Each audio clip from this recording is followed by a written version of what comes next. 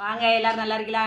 இன்றைக்கி நம்ம மாங்காய் சோறு பொங்கி சாப்பிட போகிறோம். மாங்காய் சோறு பொங்கிறதுக்கு மண்பானையில் தான் நம்ம சாப்பாடு பொங்குதோம்.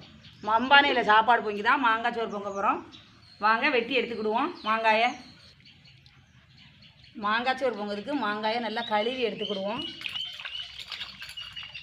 பால் இருக்கும், மாங்காய் பால். அதான் மாங்காய் பால் தெரியாமல் இருக்குது. கழுவிட்டோம்னா தான் மாங்காய் பால்றாது. மாங்காய் பால் இருக்கணும். மாங்காயை நல்லா கழுவி எடுத்துக்கிட்டோம். அரிசி நனைய வச்சுருக்கோம் சோறு பொங்குறதுக்கு. ஒரு உலக அரிசி பொங்கி மாங்காய் சோறு பொங்கி சாப்பிட போகிறோம்.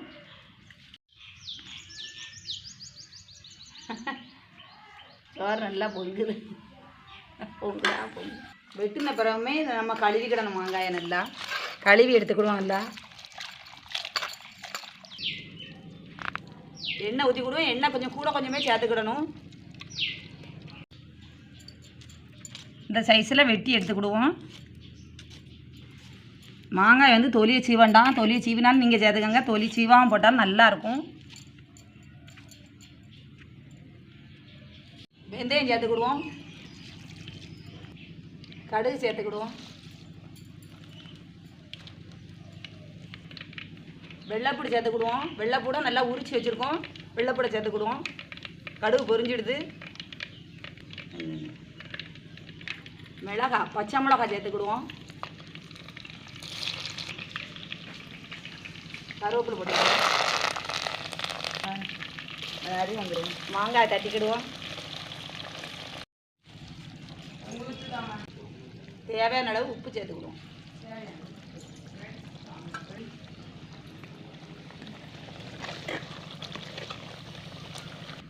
இறக்காச்சி தட்டி கிண்டிக்கிடுவோம். நல்லா கிண்டி கிளறி விட்டுட்டோம்னா மாங்காய் சோறு ரெடி ஆயிரும்.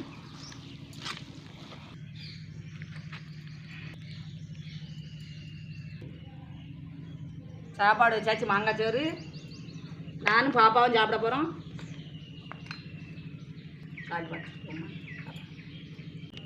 சாப்பாடு ரெடி ஆகிடுது. மாங்காய் சோறு. மாங்காய் இதே மாதிரி நீங்களும் மாங்காய் சோறு பொங்கி சாப்பிடுங்க. ரொம்ப டேஸ்ட்டாக இருக்குது.